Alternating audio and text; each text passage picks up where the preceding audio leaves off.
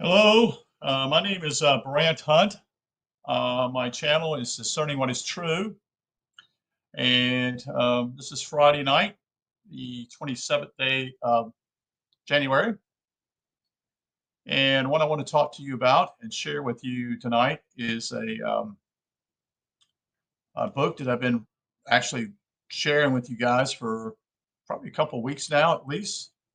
And that is to do with amusing ourselves to death. And what I'm going to be reading from this particular book is chapter 5. The chapter 5 is named The Peekaboo World. So we're going to go ahead and read that at this point, and hopefully you'll glean some information on how so many things have changed in our lives, especially if we look back 100 years ago. So again, this book is by a gentleman, which is a book I have here by Neil Postman. Public Discourse in the Age of Show Business. Towards the middle years of the 19th century, two ideas came together whose convergence provided 20th century America with a new metaphor of public discourse. Their partnership overwhelmed the age of exposition and laid the foundation for the age of show business. One of the ideas was quite new, the other as old as the cave paintings of Altamiro. We shall come to the old idea presently. The new idea was that transportation and commercial communications could be disengaged from each other, that space was not an inevitable constraint on the movement of information. The Americans of the 1800s was very much concerned with the problem of conquering space. By the mid-19th century, the frontier extended to the Pacific Ocean, and a rudimentary railroad system begun in the 1830s has started to move people and merchandise across the continent. But until the 1840s, information could move only as fast as human beings could carry it. That is, to be precise, only as fast as a train could travel, or even before then, a pony express. Which, to be even more precise, meant about 30 miles, 35 miles per hour. In the face of such limitation, the development of America as a national community was retarded in this particular way. Think about 35 miles per hour.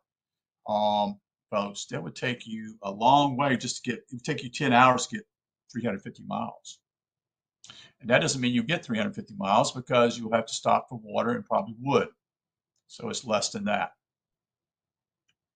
So in the 1840s, America was still a composition of regions, each conversing in its own way, addressing its own interests, and a continental-wide conversation was not yet possible. The solution to these problems, as every school child should know, was electricity. To no one's surprise, it was an American who found a practical way to put electricity in the service of communication, and in doing so, eliminate the problem of space once and for all.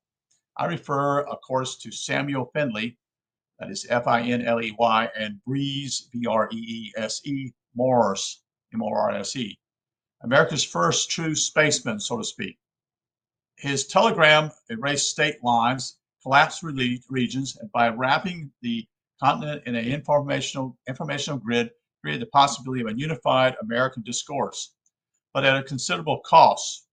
For telegraphy did something that Morse did not foresee when he prophesied that telegraphic would make one neighborhood of the whole country. And it destroyed the prevailing definition of information, and in doing so, gave a new meaning to public discourse. Among the few who understood the consequences was Henry Day Thoreau, who remarked in Walton that we in great haste to convey magnetic telegraph Maine to Texas, but Maine and Texas, it may be, have nothing important to communicate. We are eager to tunnel under the Atlantic and bring the old world some weeks nearer to the news. But perchance the first news that will leak through into a broad flapping American ear would be that Princess Adelia has a whooping cough. Thoreau, as it turned out, was precisely correct. He grasped that the telegraph would create its own definition of discourse, that it would not only permit but insist upon a conversation between Maine and Texas, and that it would require the content of the conversation to be different from what typographical man was accustomed to. The Telegraph made a three-pronged attack on typographical definition of discourse, introducing on a large scale irrelevance, impotence, and incoherence. These demons of discourse were amused by the fact that Telegraph gave a form of legitimacy to the idea of context-free information. That is, to the idea that the value of information need not be tied to any function it might serve in social and political decision-making and action, but may attach merely to its novelty, interest, and curiosity. The Telegraph made information into a commodity, you see, a thing that could be bought and sold irrespectively of its uses or meaning. People don't understand that the technology here is already beginning to change the way people see things, and it will no longer be what we call like in print, you see. But it did not do so alone. The potential of the Telegraph to transform information into a commodity might never have been realized except for the partnership between the Telegraph and the press.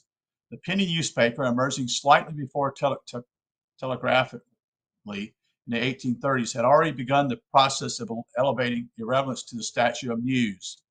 Such papers as Benjamin Day's New York Sun and James Bennett's New York Herald turn away from the tradition of news as reason, if biased, political opinion, and urged commercial information, and filled their pages with accounts of sensational events, mostly concerning crime and sex.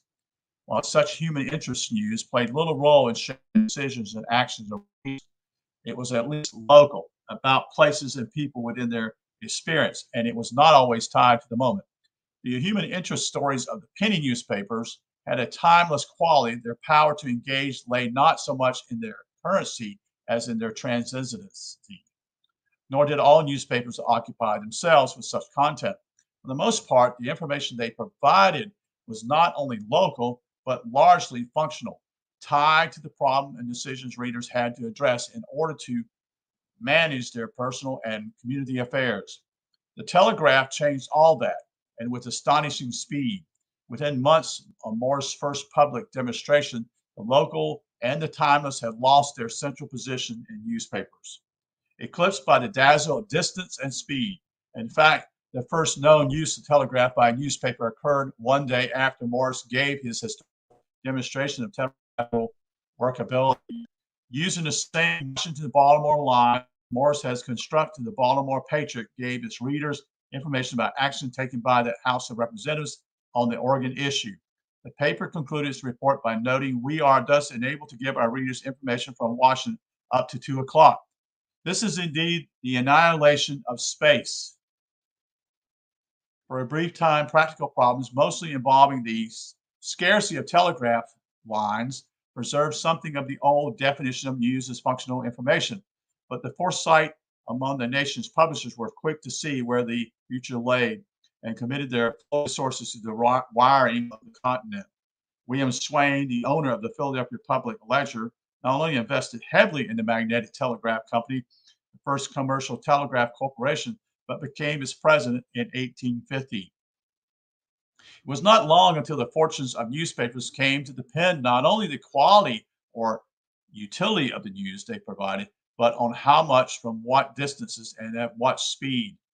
James Bennett of the New York Herald boasted that in the first week of 1848, his papers contained 79,000 words of telegraphic content. Of what relevance to his readers, he didn't say. Only 4 years after Morse opened the nation's first telegraph line on May 24, 1844, the Associated Press was founded. And news from nowhere, addressed to no one in particular, began to crisscross the nation. Wars, crimes, crashes, fires, floods, much of it social political equivalent of Adela's whooping cough, became the content of what people call the news of the day. You see, it's no longer a discourse. It's no longer people talking about issues here. What is happening here is that it's just what's happening there, and it has no effect on people's lives. You see, this is what is happening. It becomes miniaturized, and becomes smaller packaged and can contain. And it's a lot of information, but it's not really relevant. And as Thoreau implied, telegraph made relevant irrelevant, relevance irrelevant. Let me say it again. As Henry Thoreau implied, the telegraph wires made relevance into irrelevant. The abundant flow of information had very little or nothing to do with those to whom it was addressed, that is, with any social or intellectual context in which their lives were embedded. You see? Coleridge's famous line about water everywhere without a drop to drink may serve as a metaphor of decontextualization information environment. In a sea of information, there was very little of it to use. A man in Maine and a man in Texas could converse, but not about anything either of them knew or cared about very much. The telegraph may have made the country into one neighborhood, but it was a particular one. It was a peculiar one, that is, populated by strangers who knew nothing but the most superficial facts about each other. Since we live today in just such a neighborhood, now sometimes called a global village, you may get a sense of what is meant by context-free information by asking yourself the following questions. How often does it occur that information provided you on morning radio, television, or in the morning newspaper causes you to alter your plans for the day, or to take some action you would not otherwise have taken, or provides you insight into some problem you are required to solve? Most of us, news of the weather will sometimes have some for investment, news of the stock market, perhaps. An occasional story about a crime will do it if by chance the crime occurred near where you live or involves someone you know. But most of our daily news is inert, consisting of information that gives us something to talk about, but cannot lead to any meaningful action. This fact is the principal legacy of the telegraph. By generating an abundance of irrelevant information, it dramatically altered what may be called the information action ratio. In both oral and topographical cultures, information derives its importance from the possibilities of action. Of course, in communication environments, input, what one is informed about, always exceeds the output, the possibility of action based on information. But the situation created by telegraph wires and them exacerbated by technologies made the relationship between information and action both abstract and remote.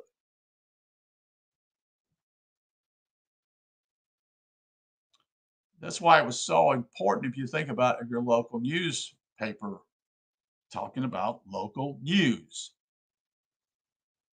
You see, with the telegraph, it no longer served the function to the local people. It's just more talking, just this, da da da. That's it. It's not going to be remembered. Oh, they're having rain in California today, or they're having flooding in Texas today. Da da da. What does that have to do with you? You see. For the first time in human history, people were faced with the problems of information glut, which means that simultaneously they were faced with the problem of a diminishing social and political potency. You may get a sense of what this means by asking yourself another series of questions. What steps do you plan to take to reduce the conflict in the Middle East, or the rates of inflation, crime and unemployment? What are your plans for preserving the environment or reducing the risk of nuclear war? What do you plan to do about NATO, OPEC, the CIA, affirmative action, and the Montreux treatment of the Baha'ism in Iran? I shall take the liberty of answering for you. You plan to do nothing about it. Of course, you may, of course, cast a ballot for someone who claims to have some plans as well as the power to act. But this you can do only once every 2 or 4 years by giving 1 hour of your time, hardly a satisfying means of expressing the broad range of opinions you hold. Voting, we might even say, is the next to last refuge of the political impotency. The last refuge is, of course, giving your opinion to a pollster who will get a version of it, who a deseculated, and then will submerge into a Niagara of similar opinions and compare to what else? Another piece of news. Thus, we have here a great loop of infancy. The news leaks from you and a variety of opinions about which you can do nothing except to offer them as much news about which you can do nothing. It's just more news.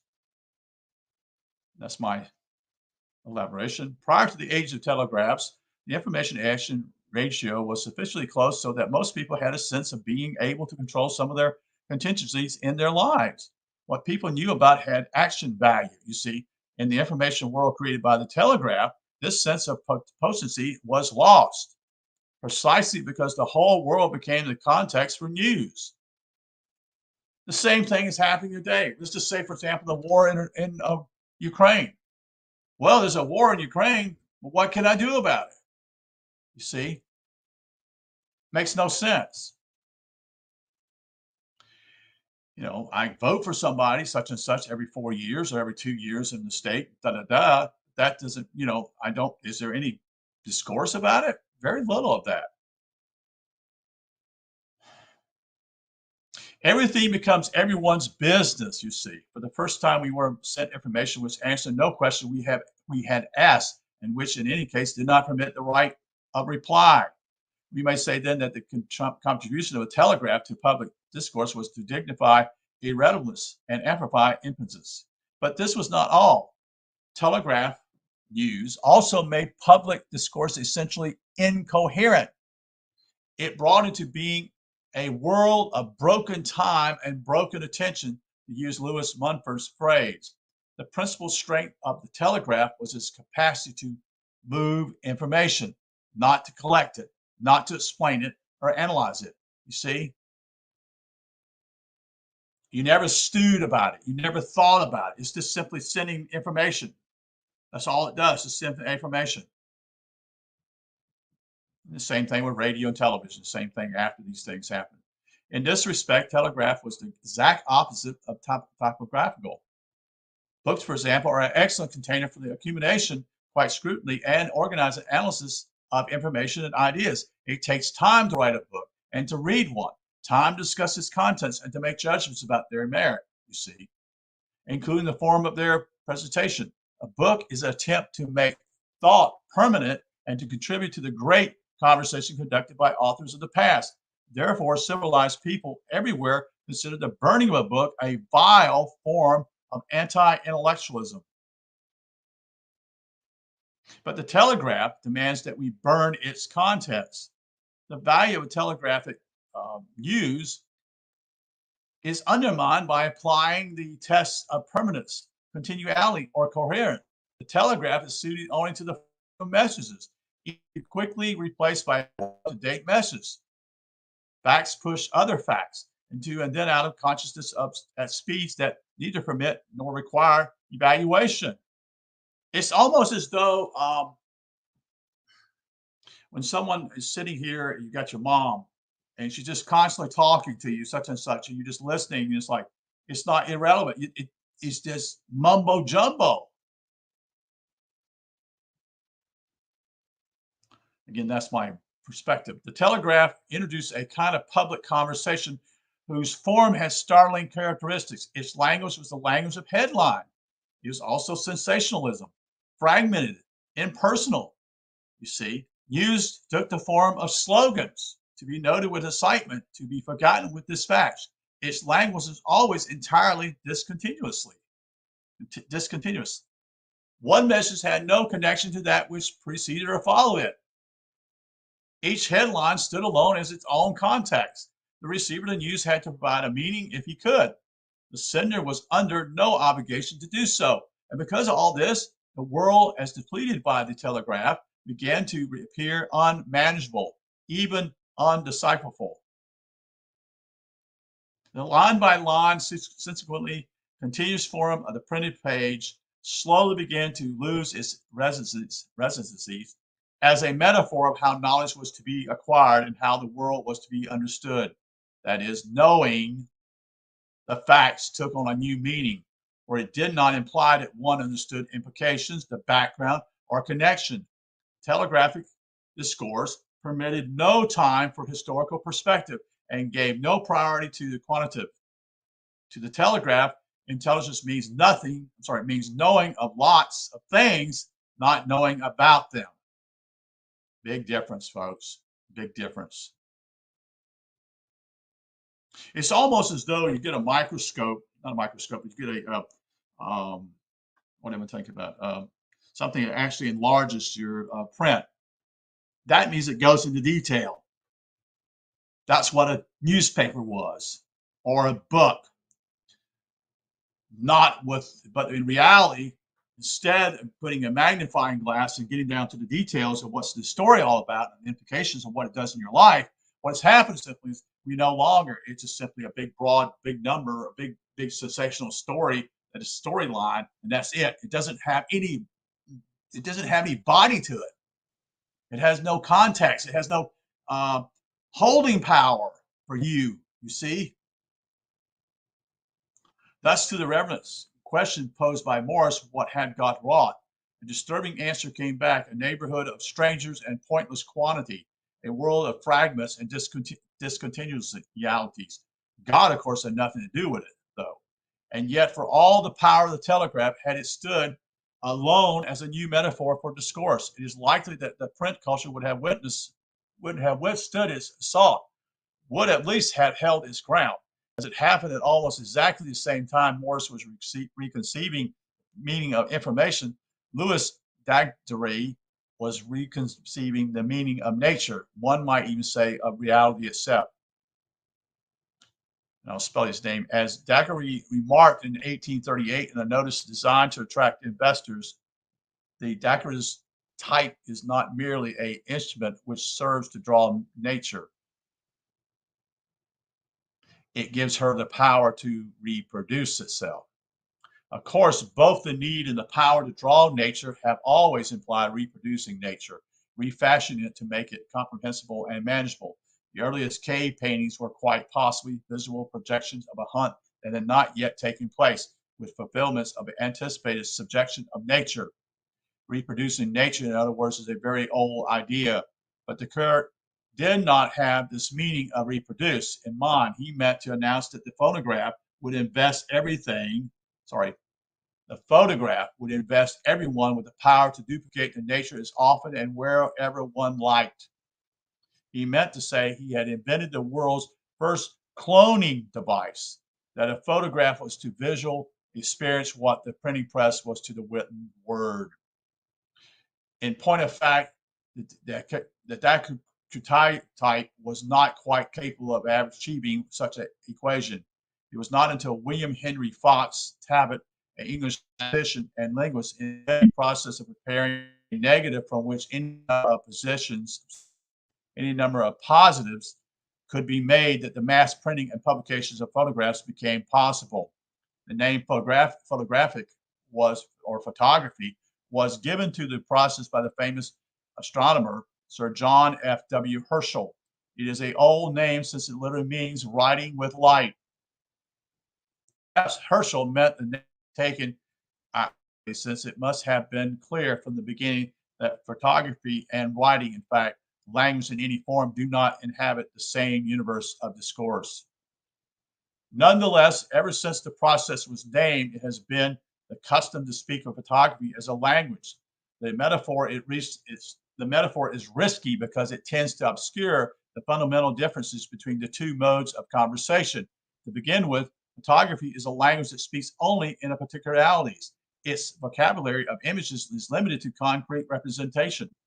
Unlike words and sentences, the photograph does not present to us an idea or a concept about the world, except as we use language itself to convert the image to idea. By itself, a photograph cannot deal with the unseen, the remote, the internal, the abstract. It does not speak of man, only of man, not of tree, only of a tree. You cannot produce a photograph of nature any more than a photograph of the sea. You can only photograph a particular fragment of the here and now, a clip on a certain terrain, in a certain condition of light, a wave as a moment in time from a particular point of view. And just as nature and the sea cannot be photographed, such larger abstractions as truth, honor, love, falsehood cannot be talked about in the lexicon of pictures. For showing of and talking about are two very different kinds of processes. Pictures, that is, Gabriel Solomon has written, needs to be recognized. Words need to be understood. By this he means that the photograph presents the world as an object. Language, the world as an idea. For even the simplest act of naming a thing is an act of thinking, of comparing one thing with others, selecting certain features in common, ignoring what is different, and making an imaginary category. There is no such thing in nature as man or tree. The universe offers no such categories of simplification, only flux and infinite variety. The photograph documents and celebrates the participants of this infinite variety. Language makes them comprehensive. The photograph also lacks a syntax, which deprives it of a capacity to argue with the world. As an objective slice of space and time, the photograph testifies that someone was there or something happened. Its testimony is powerful, but it offers no opinions, no should have been, or might have been, you see. Photography is preeminently a world of fact, not a dispute about facts or of conclusions to be drawn from them. But this is not to say photography lacks a epistemology bias. As Susan Sontag has observed, a photograph implies that we know about the world if we accept it as the camera records it. But as she further observes, all understanding begins with our not accepting the world as it appears. Language, of course, is the medium we use to challenge, dispute, and cross-examine what comes into view, what is on the surface. The words true and false come from the universe of language and no other. When applied to a photograph, the question is it true? Means only, is this a reproduction or a real slice of space and time? If the answer is yes, there are no grounds for argument. It makes no sense to disagree with an unfake photograph. The photograph itself makes no argumental propositions, makes no extended or unambiguous commentary. It offers no assertion to refute, so it is not refutable. The way in which the photograph records spirits is also different from the way of language. Language makes sense only when it is presented as a sequel of propositions. Meaning is distorted when a word or sentence is, as we say, taken out of context, when a reader or listener is deprived of what was said before and after. But there's no such thing as a photograph taken out of context, or a photograph does not require one. In fact, the point of photography is to isolate image from context so as to make them visible in a different way. In a world of photography images, Miss Sontag writes, all borders seem arbitrary. Anything can be separated, can be made discontinuously from anything else. All that is necessary is to frame the subject differently. She is remarking on the capacity of photographs to perform a particular kind of dismembering of reality, a wrenching of moments out of their contexts, and a just posting of events and things that have no logical or historical connection with each other. Like the telegraph, photography recreates the world as a series of idiosyncratic events. There is no beginning, there is no middle or end in the world of photographs, as there is none implied by the telegraph. The world is atomized. There is only a present, and it needs not to be part of any story that can be told. That the image and the word have different functions, work as different levels of abstraction, and require different modes of response will not come as a new idea to anyone. Painting is at least 3 times as old as writing, and the place of imagery in the repertoire of communication instruments was quite well understood in the 19th century. What was new in the mid-19th century was the sudden and massive intrusion of photograph and other ionographs into the symbolic environment. This event is what Daniel Boorenstein is in his pioneer book called The Image, calls the graphic revolution.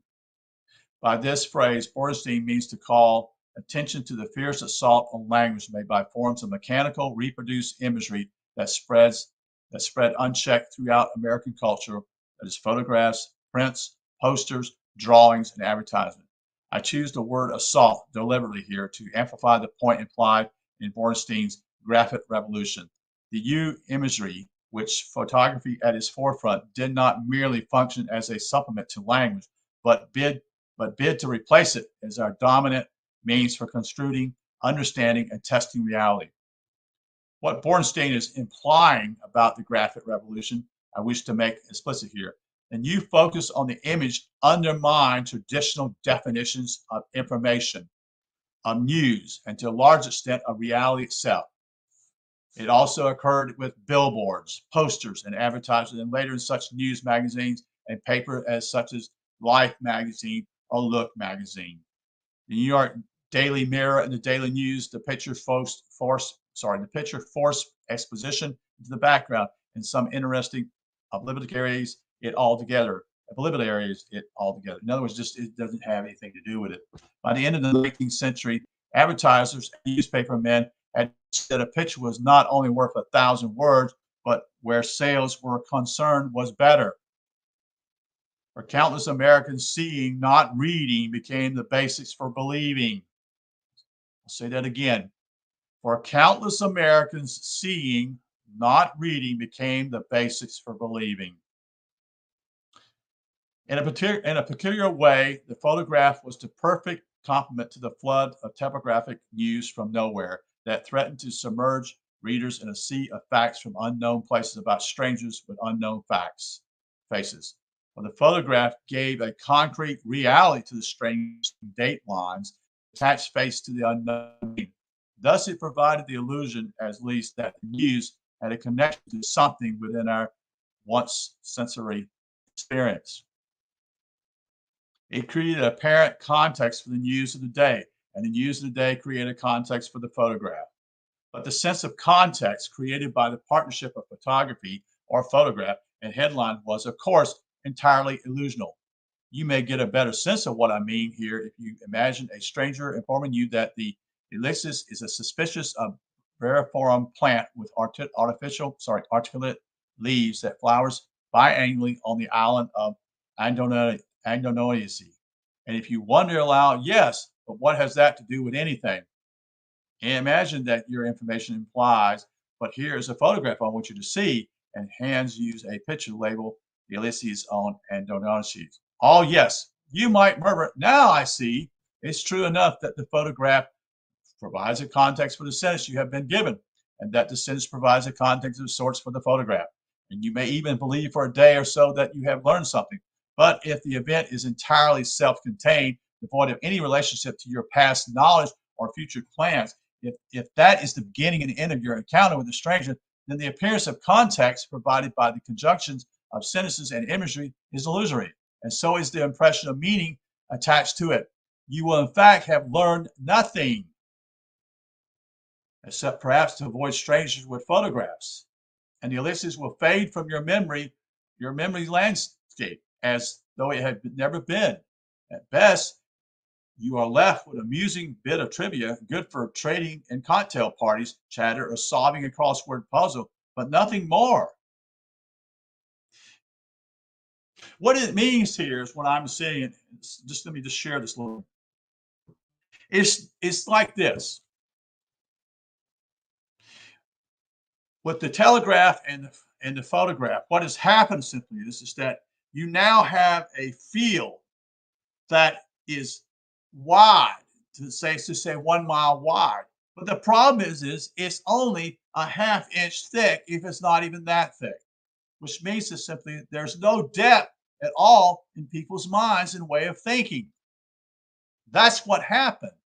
When we have a book, you have a book based upon, it may be only 10 feet, but yet it goes down 50 feet. And there's a big difference there, because then you begin to know something about something that's deeper than something's only a ½ inch thick when you go 50 feet down in the ground when it's only 10 feet wide. That's the difference here in some ways, okay? It's just an illustration. It may be of some interest to note in this connection that the crossword puzzle became a popular form of diversion in America as just that point when the telegraph and the photograph had achieved their transformation of use from functional information to decontextualization fact. This coincidence suggests that the new technologies had turned the age-old problem of information on its head. Where people once sought information to manage the real contexts of their lives, now they had to invent contexts in which otherwise useless information might be put to some apparent use. The crossword puzzle is one such pseudo, pseudo context. The cocktail party is another. The radio quiz shows of the 1930s and 40s, and the modern television game shows are still others. And the ultimate, perhaps, is the wholly successful Trivial Pursuit. You remember that game? That game was probably in the late 70s or 80s. I had that game. It's all it is trivia. It doesn't mean anything, folks. Do you remember any of that? I doubt it. In one form or another, each of these, see, that's what people think is knowledge too, folks. It's not knowledge, it's just trivia. In one form or another, each of these supplies an answer to the question, what am I to do with all this disconnected facts? And in one form or another, the answer is the same. Why not use them for diversion or for entertainment to amuse yourself or as a game, you see? In the image, Bornstein called the major creation of the graphic revolution the pseudo-event, by which he means an event specifically staged to be reported, like the press conference, say. I mean to suggest here that a more significant legacy of the telegraph and the photograph may be the pseudo-context. A pseudo-context is a structure invented to give fragmented and irrelevant information a seeming use, but the use of the pseudo context provides is not action or problem solving or change. It's only used left for information with no genuine connection to our lives. Do you understand what is really going on here, folks? What is going on is that we are enormously occupied in our lives over stuff that basically has nothing deep to say.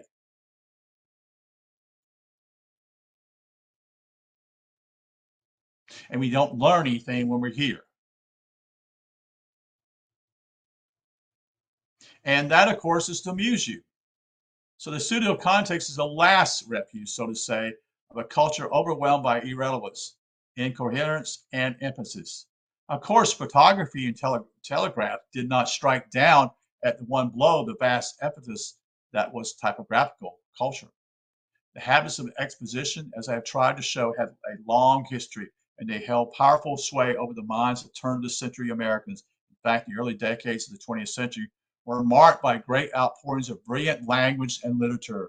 The pages of magazines like the American Mercury and the New Yorker in the novels and stories of Faulkner, Fitzgerald, Steinbeck, and Hemingway, and even in the columns of the newspaper giants like the Herald Tribune, the Times, prose thrilled with a vibrance and intensity that delighted ear and eye.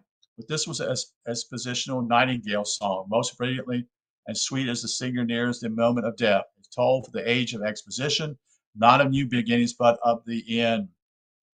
Beneath its dying melody, a new note had been sounded, and photography and telegram set the key.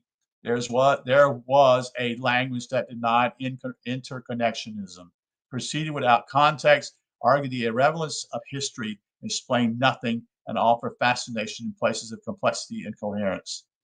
Theirs was a duel of image and instantly, and together they played the tune of a new kind of public discourse in America. Each of the media that entered the electronic conversation in the late 19th and early 20th century followed the lead of the telegraph and the photograph and amplified their bias. Some, such as film, were by their nature inclined to do so. Others, whose bias was rather towards the amplification of rational speech, like radio, were overwhelmed by the thrust of the new epistemology and came in the end to support it. Together, this ensemble of electronic techniques called into being a new world, a peekaboo world, you see, where now this event, now that, pops into view for a moment, then vanishes again. It is a world without much coherence or sense. A world that does not ask us, indeed does not permit us to do anything. A world that is like a child's game of peekaboo, entirely self-contained, but like peekaboo, is also endlessly entertaining. Of course, there is nothing wrong with playing peekaboo, and there is nothing wrong with entertainment. As some psychologists once put it, we are built castles in the air. The problem comes when we try to live in them. The communication media of the late 19th and early 20th centuries were telegrams, telegraphs, and photography at their center, called the peekaboo world into existence, but we did not come to live there until television. Television gave the epistemology bias of the telegraph and the photograph their most potent expression, raising the interplay of image and intimacy to a exquisitely and dangerous perfection, and it brought them into their home.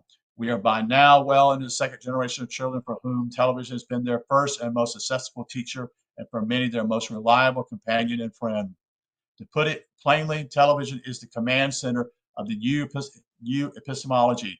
There is no audience so young that is barred from television, you see. There is no poverty so abject that it must forego television. There is no education so exalted that is not modified by television. And most important of all, there is no subject of public interest, politics, news, education, religion, science, sports, that does not find its way to television, which means that all public understanding of these subjects is shaped by the biases of the television. Television is the command center in subtle ways as well. Our use of other media, for example, is largely orchestrated by television. Through its, we learn what telephone systems to use, what movies to see, what books, what records, what magazines to buy, what radio programs to listen to, because television arranges our communication environment for us in ways that no other medium has had the power to do. As a small, ironic example of this point, consider this. In the past few years, we have been learning that the computer is the technology of the future. We are told that our children will fail in school and be left behind in life if they're not computer literate. We are told that we cannot run our businesses or compile our shopping list or keep our checkbooks tidy unless we own a computer. The way we used to, give me a break. This is unbelievable. Perhaps some of this is true, but the most important fact about computers and what they mean to our lives is that we learn about all of this from television, you see. So television has achieved the status of the mega medium, an instrument that directs not only our knowledge of the world, but our knowledge of ways of knowing as well. At the same time, television achieved the status of myth, as Roland Barthes used the word. He means by myth a way of understanding the world that is not problematic, that we are not fully conscious of, that seems in a word natural. A myth is a way of thinking so deeply embedded in our consciousness that it is invisible. This is now the way of television. We are no longer fascinated or perplexed by its machinery. We do not tell stories of its wonders. We do not confine our television sets to special rooms. We do not doubt the reality of what we see on television. Oh, that's so true. Are largely unaware of the spectral angles of vision it confronts. Even the question of how television affects us has receded into the background. The question itself may strike some of us as strange, as if one were to ask how having ears and eyes affect us. 20 years ago, the question, does television shape culture or merely reflect it, held considerable interest for many scholars and social critics. The question has largely disappeared as television has gradually become our culture.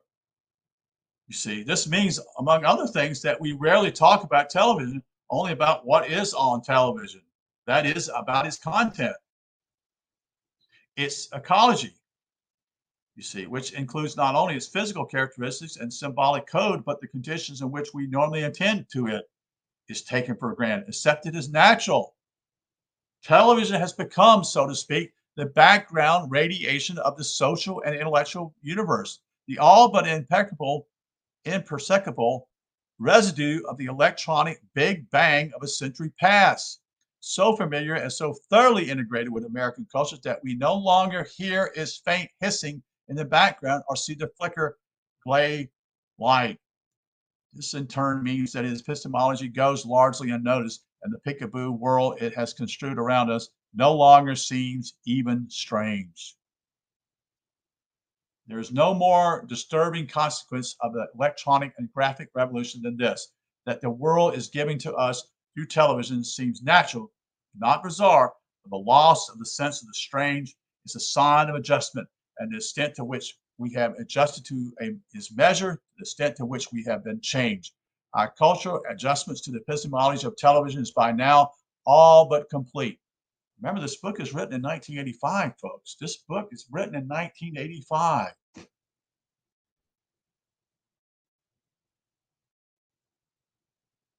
That's 35 years ago.